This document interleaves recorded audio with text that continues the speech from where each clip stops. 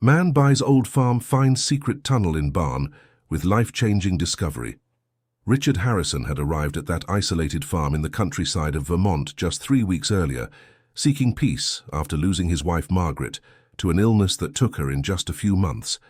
At 68 years old, he only wanted silence and distance from the memories that haunted him in the big city.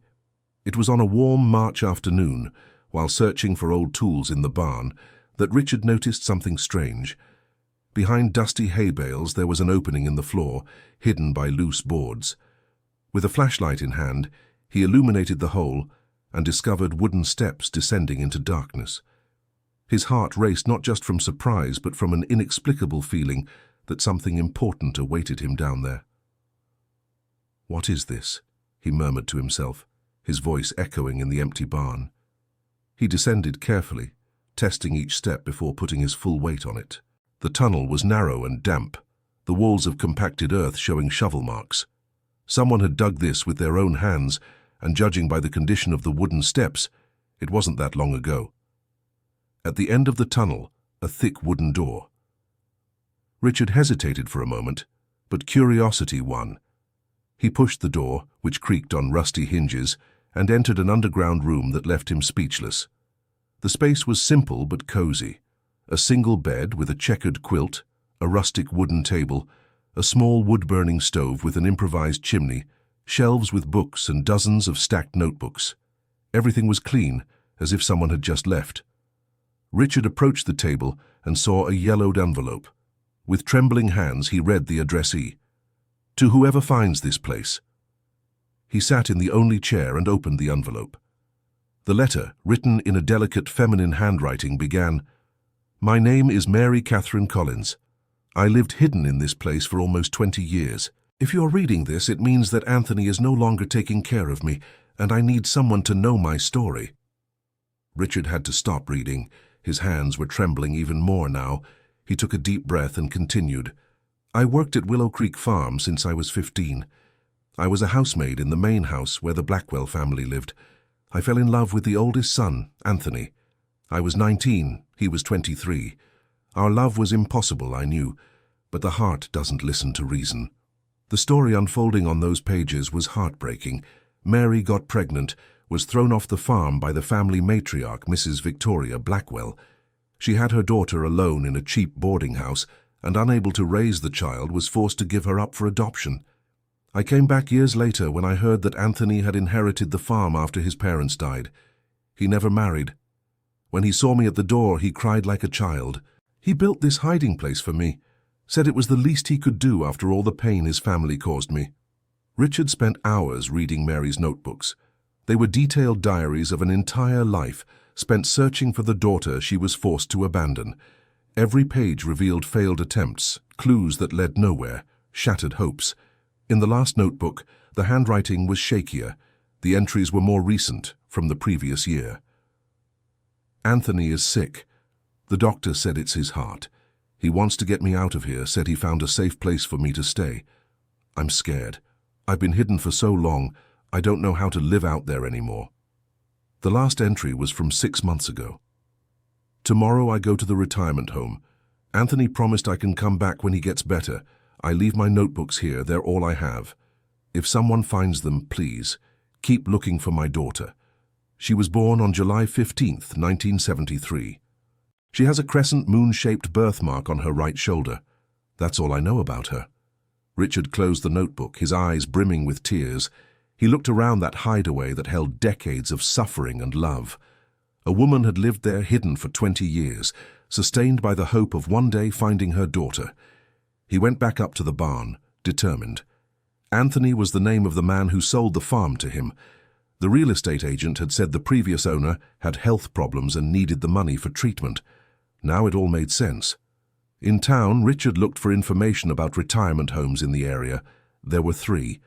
At the second one he visited, he found what he was looking for. "Mary Catherine Collins, yes, she is here," confirmed the receptionist after checking the records. "But she hardly ever has visitors. Only Mr. Anthony's nephew comes once a month. May I see her? Visiting hours are from 2 to 5 in the afternoon." Richard returned at the indicated time. He was led to a common room where several elderly people were watching television or playing dominoes. Mary was sitting near the window looking out at the garden. She was a petite woman, white hair tied in a bun, hands clasped in her lap. "Mrs. Mary?" She turned slowly. Her brown eyes, still lively despite her age, studied Richard with curiosity. "Yes? My name is Richard Harrison. I bought Willow Creek Farm." Her face transformed. First surprise, then fear, and finally a cautious hope. You found it?" Richard sat in the chair beside her and held her hands. "I found everything. I read your notebooks. I came to help you find your daughter." Mary began to cry. They were silent tears from someone who had learned to suffer without making a sound. "Is Anthony dead?" "I don't know, Mrs. Mary. I only know he sold the farm to me. He was very sick, his heart." She dried her tears with an embroidered handkerchief. "His nephew, Mr. Charles, found out about me. He was furious, said his uncle was spending too much money supporting me. He was the one who brought me here." Dear listener, if you are enjoying the story, please take a moment to like the video and especially to subscribe to the channel. It really helps us who are just starting out. Now continuing, Richard felt a wave of indignation. How could someone be so cruel? And Anthony didn't object? He was too weak to fight. Before I came here, he made me a promise. Said he would keep looking for my daughter. But I think... Her voice faltered. "Don't worry, now I will look. Do you have any clues? Anything beyond what was in the notebooks?" Mary became thoughtful. After a few moments, her eyes lit up. "Mrs. Constance, how could I forget?" "Who is Mrs. Constance?" "She was the midwife who helped me with the birth. She had a boarding house where she took in girls in difficult situations. That's where my daughter was born. But it was so long ago. Is she still alive?" "I don't know. She would be very old now. But she had a niece who helped at the boarding house, Dorothy. She must be about 70 now." Richard wrote down the names in a small notebook he always carried. "I will look. I promise I will do everything I can." "Why are you doing this? You don't even know me." Richard looked out the window, seeing the same garden Mary was contemplating. "I lost my wife not long ago. I know what it's like to live with a hole in your chest. If I can help you fill yours, perhaps mine will hurt a little less." Mary squeezed his hand. "Thank you." In the following days, Richard immersed himself in the search. He discovered that Mrs. Constance's boarding house was in the old part of town, an area that had changed a lot in 50 years. Many of the old buildings had been demolished to make way for modern ones. At the records office, he got information about the property. The boarding house had been sold in 1985 and demolished 2 years later. But the clerk, a helpful older gentleman named Walter, remembered Mrs. Constance. She was quite a woman, helped a lot of girls in trouble. She passed away in 1992, poor thing. And her niece, Dorothy. Dorothy. Oh, yes. Dorothy moved to the Oakwood neighborhood after her aunt died. Opened a sewing workshop. She might still live there. Richard thanked her and went to the Oakwood neighborhood. It was a quiet residential area with old houses and leafy trees. He asked residents about the sewing workshop. "Mrs. Dorothy, of course I know her," said a lady sweeping the sidewalk. "She lives in that yellow house, number 247, but she doesn't sew anymore. She's retired." Richard knocked on the yellow house's door. A woman with grey hair and reading glasses hanging from her neck answered. "Can I help you?" "Mrs. Dorothy, my name is Richard Harrison. I'm looking for information about your aunt, Mrs. Constance." The woman's face closed off. "My aunt died over 30 years ago. What do you want?" "Please, it's important. I'm trying to help a lady named Mary Catherine Collins. She had a daughter at your aunt's boarding house in 1973. Dorothy studied Richard for long seconds. Then she sighed and opened the door wider. "Come in, let's talk inside." The house was cozy, full of photo frames and plants. Dorothy served coffee and homemade cookies before sitting across from Richard. "Mary Catherine Collins. I remember her. Pretty girl, quiet. Cried a lot. Do you know what happened to the baby?" "My aunt handled those matters. She had contacts, trusted people who arranged families for the children. Everything was very secretive." Are there no records? Dorothy hesitated. She stood up and went to an old cabinet, returned with a shoebox full of yellowed papers. My aunt kept some things.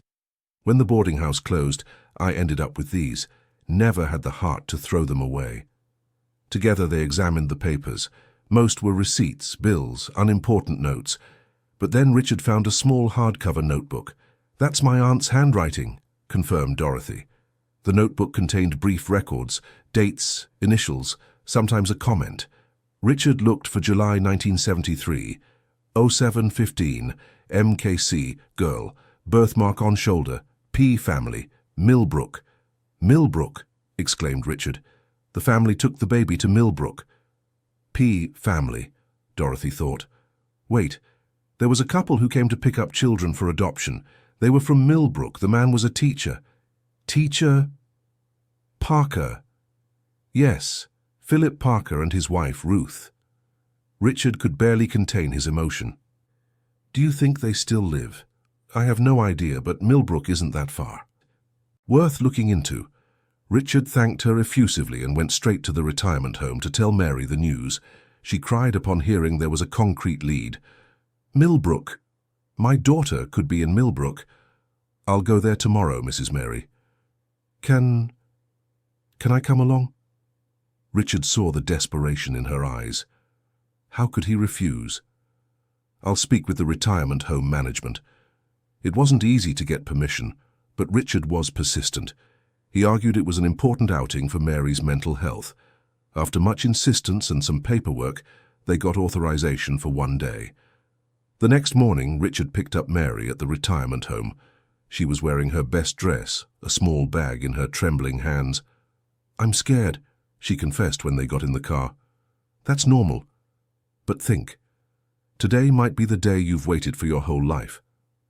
The trip to Millbrook took 2 hours.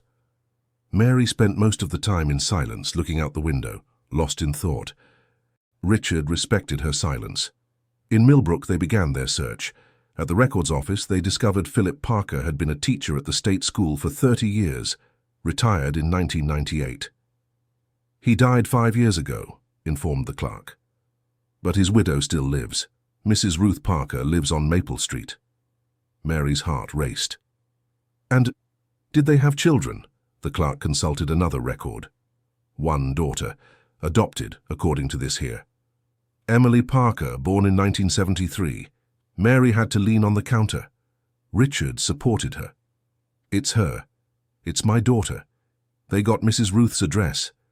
It was a simple but well-kept house with a colorful garden in front." Richard helped Mary out of the car.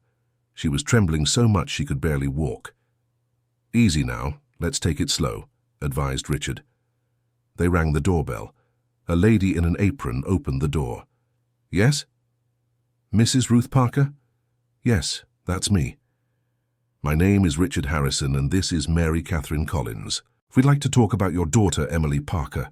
Mrs. Ruth's face closed off immediately. "What do you want with my daughter?" Mary stepped forward. "Please, I'm her birth mother. I've been searching for 50 years. Mrs. Ruth turned pale. For a moment it seemed like she would shut the door, but then her shoulders slumped.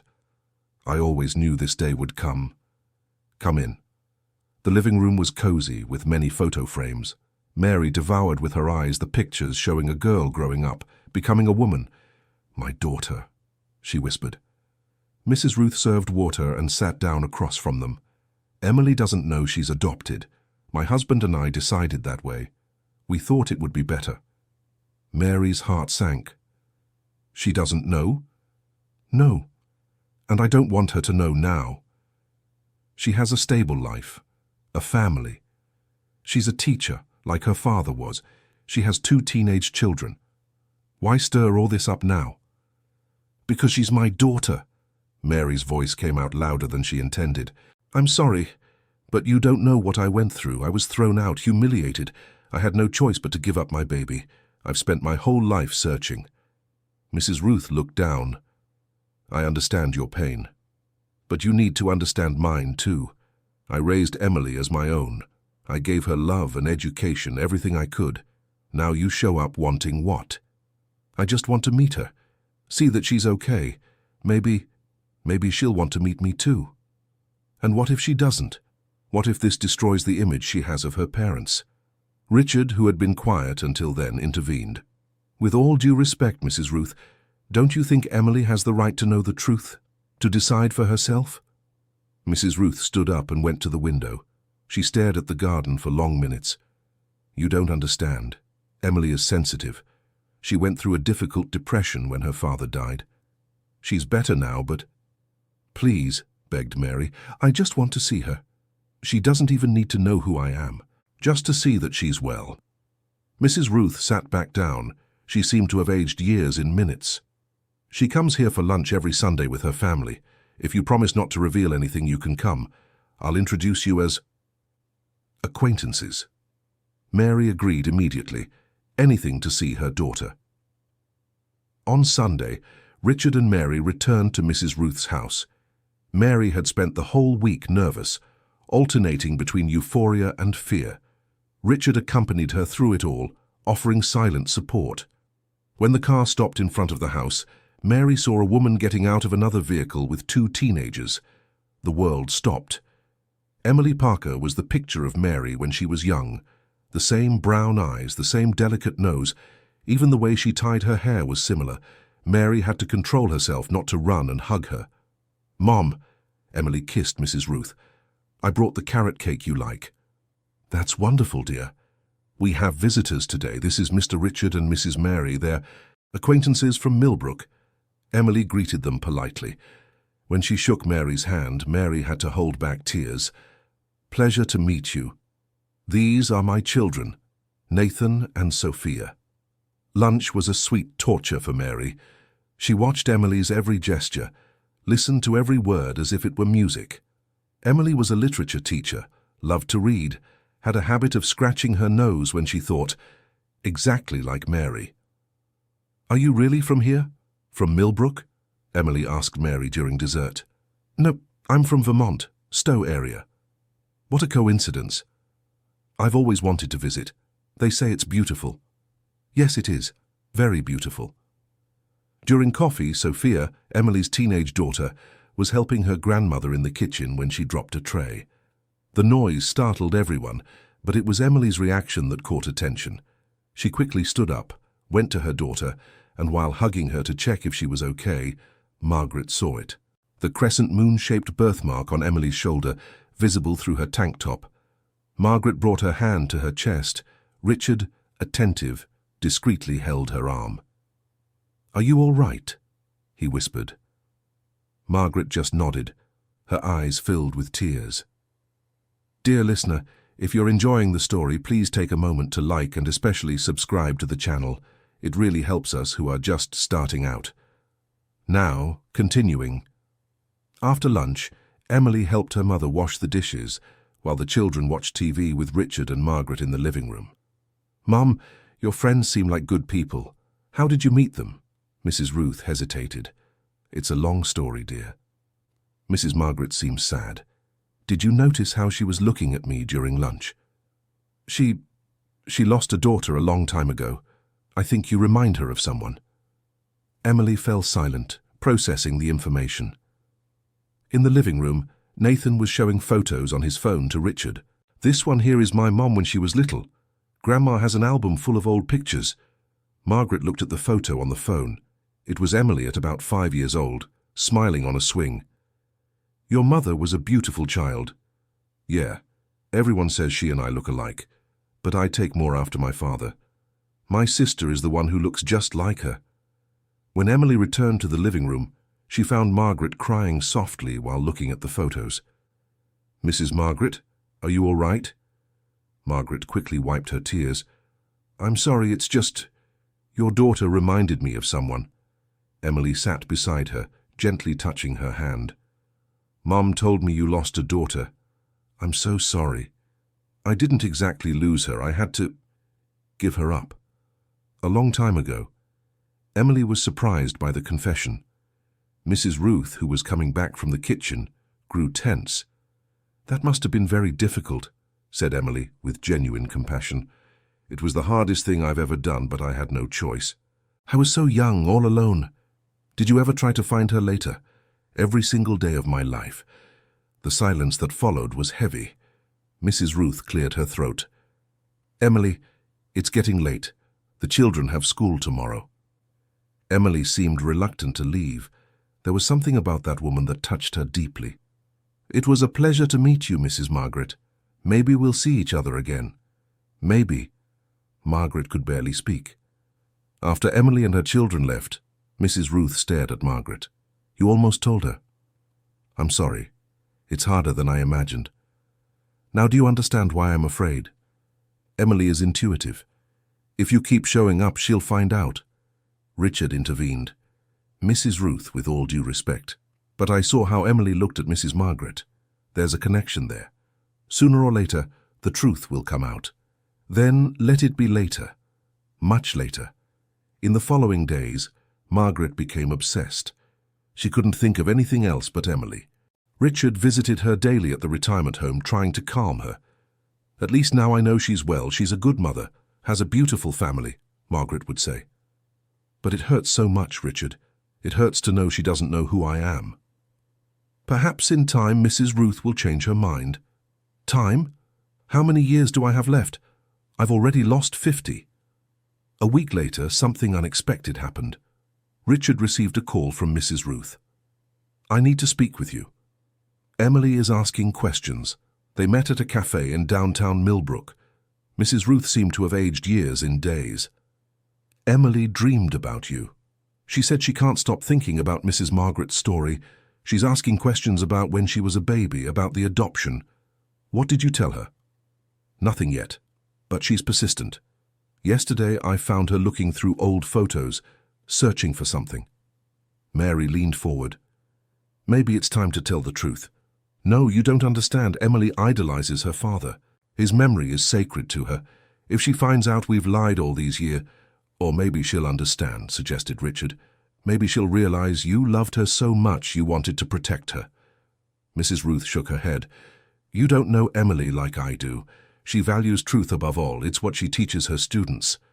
So you're saying my daughter would rather live a lie? Mary couldn't hide her bitterness.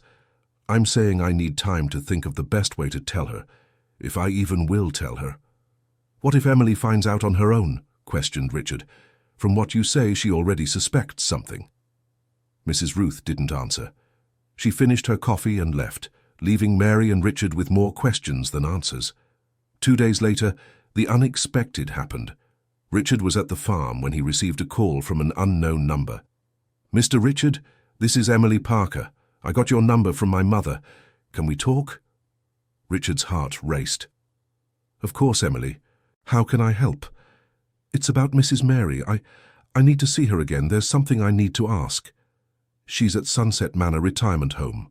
I know, my mother told me. Can I meet you there? Richard agreed, and immediately called Mary to warn her. Mary almost fainted from nerves. She's coming. My daughter is coming to see me. Calm down, Mrs. Mary. We don't know what she wants. When Emily arrived at the retirement home, Mary was waiting in the garden. Emily approached slowly, as if afraid to scare a bird. Hi, Mrs. Mary, thank you for seeing me. Hi, Emily, please sit down. Emily sat on the bench next to Mary.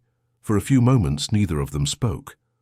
I've been dreaming about you, Emily finally said. Strange dreams. You're always looking for something, crying. Mary swallowed hard. I'm sorry if I disturbed you. It's not that, it's just... Emily hesitated. My mother is hiding something. She's never been one to lie, but now it has to do with you, doesn't it? Mary looked at Richard, who was a few meters away. He made a small gesture of encouragement. Emily, what do you know about your childhood? The usual. I was born here in Millbrook. My parents always loved me very much.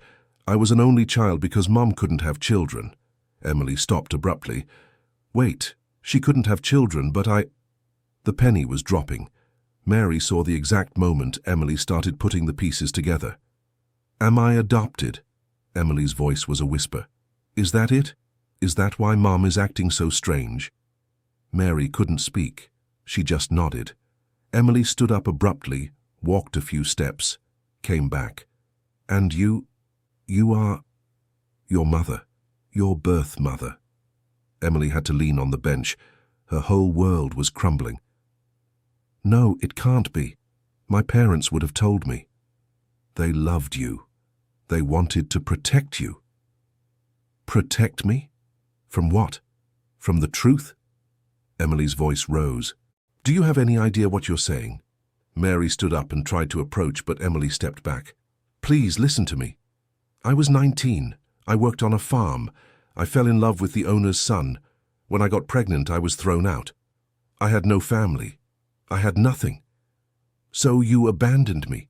No, I never abandoned you. I was forced. I had no way to raise you, but I looked for you my whole life, every single day for the last 50 years. Emily was crying now, tears of anger, confusion, pain. Why now? Why show up now? Because I finally found you, with Richard's help. He bought the farm where I've been hiding all these years. Hiding? Richard approached and briefly told her about the tunnel, the diaries, the search. Emily listened to everything as if it were a bad dream.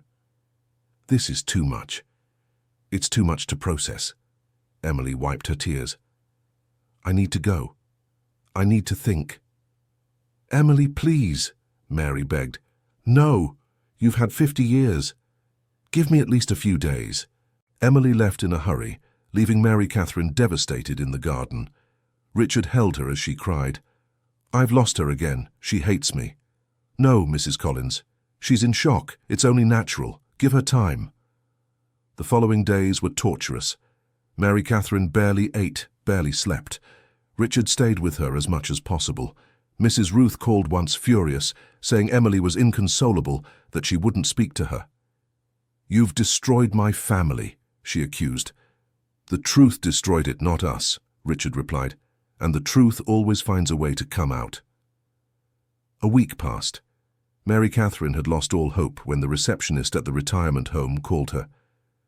Mrs. Collins, you have a visitor. It was Emily. She was pale with dark circles under her eyes, but there was a determination in her gaze.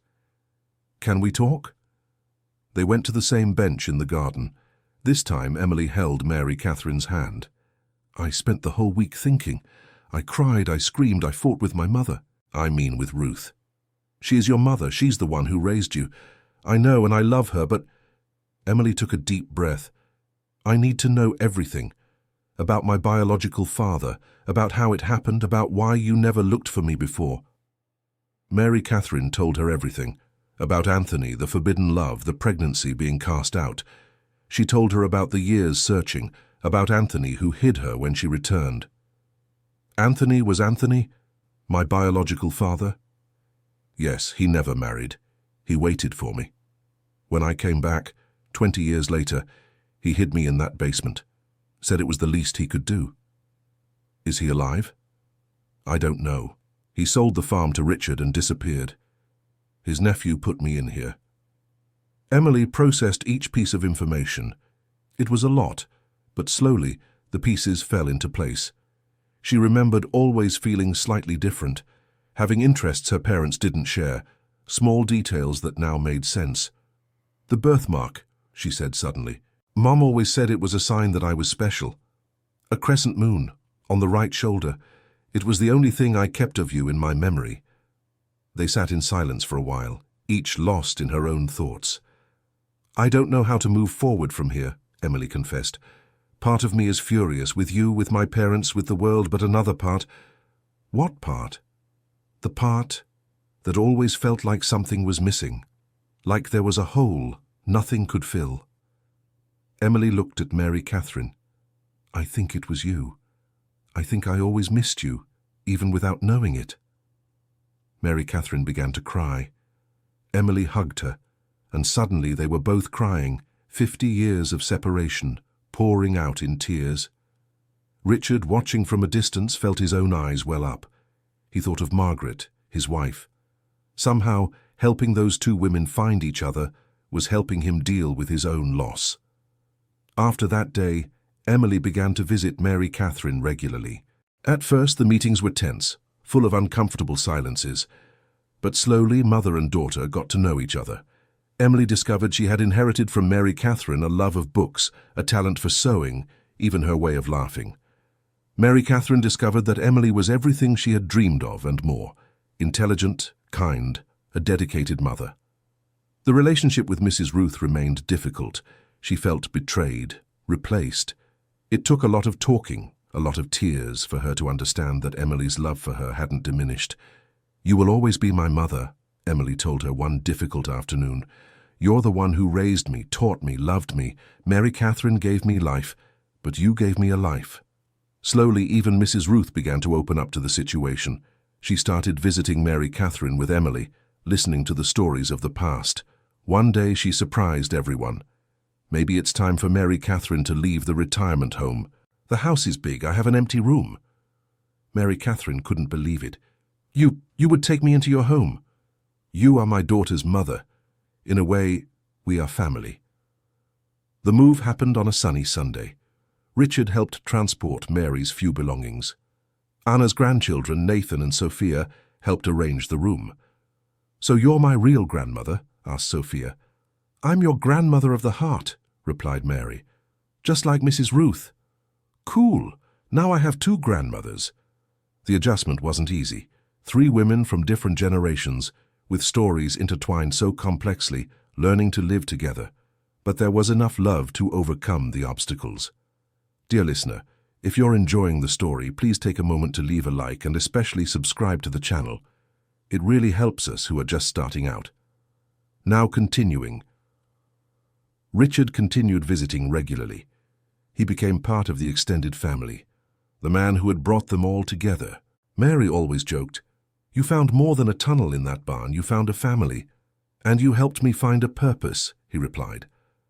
One afternoon, 6 months after the move, Anna came home excited. "Mom, Mary, you won't believe it." "What happened?" the two asked almost in unison, which made them laugh. "Remember, I was researching about Anthony. Anthony? I found his nephew, Charles."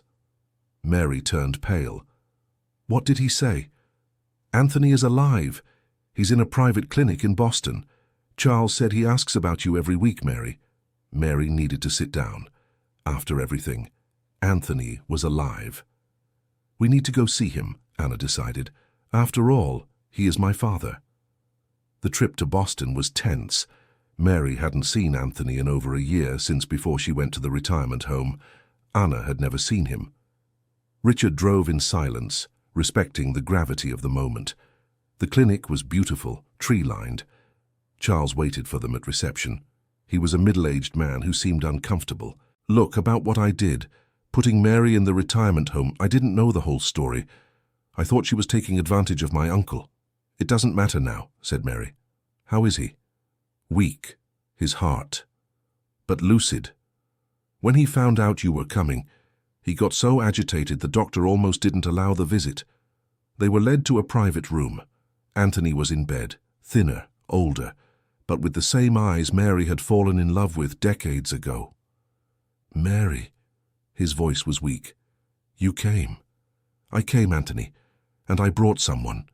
Anna approached slowly. "Hi, I'm Anna, your daughter." Anthony began to cry. He extended a trembling hand, and Anna held it. "My daughter, I thought I would die without knowing you. Why did you never look for me?" "Mary and I made an agreement. She would look, and when she found you, she would let me know. I would take care of her in the meantime. It was the least I could do after what my family did." "Your mother was cruel," said Mary, without bitterness, just stating a fact. "I know. I spent my life trying to make up for it, but it's never enough, is it?" They spent the afternoon talking. Anthony wanted to know everything about Anna, about the grandchildren, about the life she had built. Anna showed photos, told stories, laughed and cried. When visiting hours were over, Anthony held both their hands. "Thank you. Now I can go in peace." "Don't talk like that," scolded Mary. "You need to get better. We have a lot of lost time to make up for." "Do you really think we have time, Mary?" "We have the time God gives us, and we will make the most of every second." Back in Millbrook, life took on a new routine. Mary divided her time between Ruth's house and visits to Anthony. Anna reorganized her life to include both biological parents without neglecting Ruth, who had raised her. The grandchildren loved Mary's stories about the past. Nathan was especially interested in the farm and the secret tunnel. "Can we visit?" he asked Richard one afternoon. "Of course. The farm is now a place of happy memories, no longer of secrets." The visit to the farm was emotional. Mary went down into the tunnel for the first time since she had left. Everything was as she had left it, the notebook still on the table.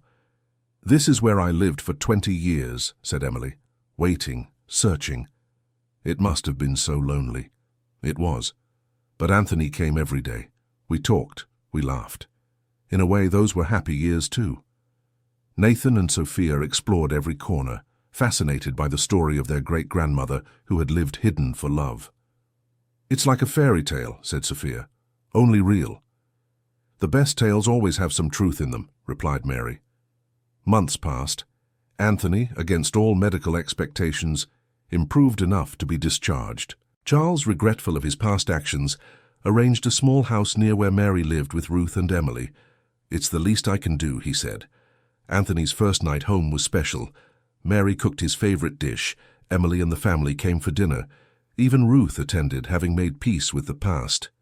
During dinner, Nathan made an observation. "It's funny how all of you found each other, as if it were fate." "It wasn't fate," corrected Richard. "It was persistence.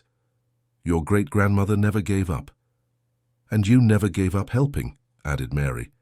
"If you hadn't bought the farm, found the tunnel." "I think Margaret guided my steps," said Richard, mentioning his late wife for the first time in months. "She always said everything happens for a reason." "She would have loved this story," said Emily, who had heard about Margaret. "She really would. She loved happy endings." "But it's not over yet," reminded Sophia. "You still have many years ahead." "True," agreed Anthony, holding Mary's hand, "and I intend to cherish every day." Life went on, as it always does, but now it was a complete life, without holes, without secrets. Mary finally had her daughter, Emily had her roots, Anthony had his family. Richard continued living on the farm but visited regularly. He became the honorary grandfather that Nathan and Sophia adored, the friend everyone needed. The tunnel in the barn was transformed. Emily had the idea to turn it into a small memorial, preserving the notebooks and the story of her parents' love and perseverance. "So that future generations will know," she said, "that true love survives everything." One Sunday afternoon, a year after the reunion, the whole family was gathered in the house's garden. Mary watched the scene, Emily helping Ruth in the kitchen, Anthony teaching Nathan to play chess, Sophia reading one of the many books Mary had given her, Richard tending to the plants. "What are you thinking about?" asked Emily, sitting beside her. "About how life goes in circles. I spent 50 years searching for you, and now you're here, as if you had never left. But I did leave, and that's part of our story. The scars, too. Do you forgive me?" Emily held Mary's face in her hands. "There's nothing to forgive. You did what you thought was best at the time, and you never gave up on me. That's love, Mother. That's love." The two embraced, and Mary felt, finally, the weight of 50 years leave her shoulders. At sunset, Richard proposed a toast. "To family. Not the one we're born into, but the one we choose to build." "To persistence," added Mary. "To forgiveness," said Ruth. "To love," finished Anthony. "To new beginnings," concluded Emily. They toasted under the colorful sky of Millbrook, an unlikely family bound by invisible threads of love, forgiveness, and hope. The secret in the barn had changed all their lives. Not the secret itself, but what it represented. Proof that true love knows neither time nor distance, that hope, when nurtured with faith, can move mountains. Mary lived another 10 happy years, surrounded by the family she had so long sought. When she passed, it was in Emily's arms, with Anthony holding her hand, in complete peace. Emily kept her promise to preserve the story.